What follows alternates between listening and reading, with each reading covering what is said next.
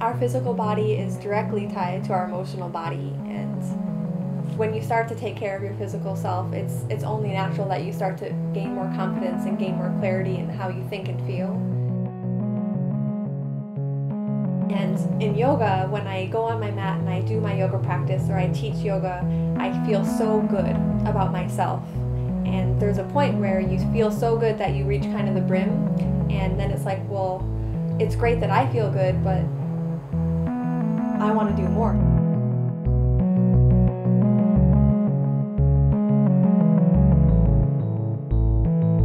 My favorite thing about teaching is just getting to know my students and getting to know who's coming into the room and what their lives are like, and just kind of seeing them open up on the yoga mat. And that's more rewarding to me, I think, than any of the fancy yoga goals and yoga career goals. Like, I have it pretty good right now.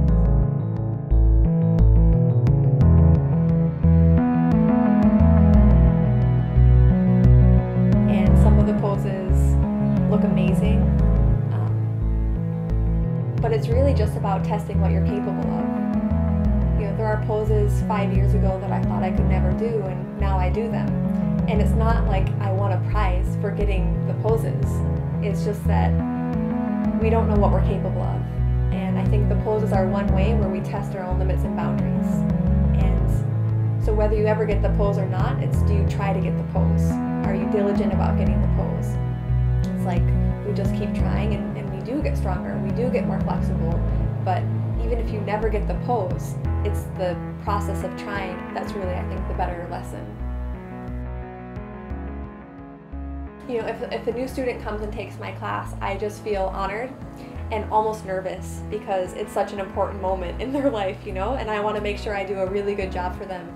And it is just, can be physical. It is just like, put your knee here, open the arms here, like gaze towards your right hand. It's a lot of just simple, basic physical stuff, but at the same time I'm implementing a little breath, I'm implementing a little meditation, and I love seeing new students come for the very first time and leave smiling.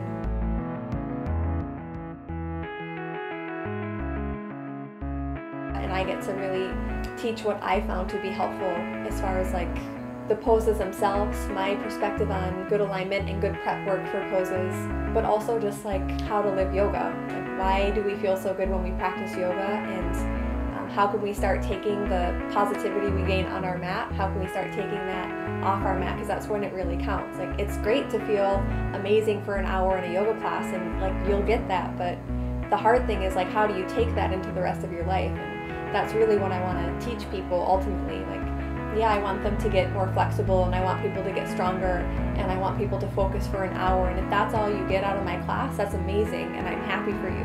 But what I really start to hope for is that you take those things off the mat. And so I try to do other things to help kind of transition from the yoga practice on the mat to living your life off the mat.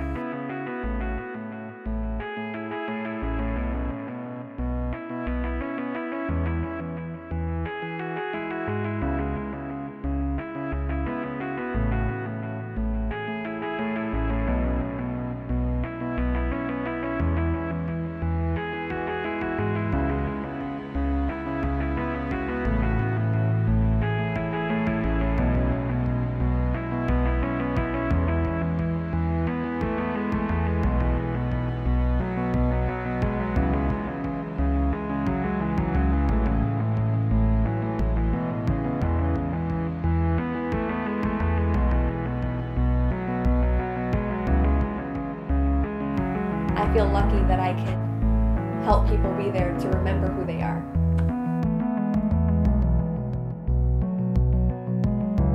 I think being fearless is just being open to trying and to not give up after one shot.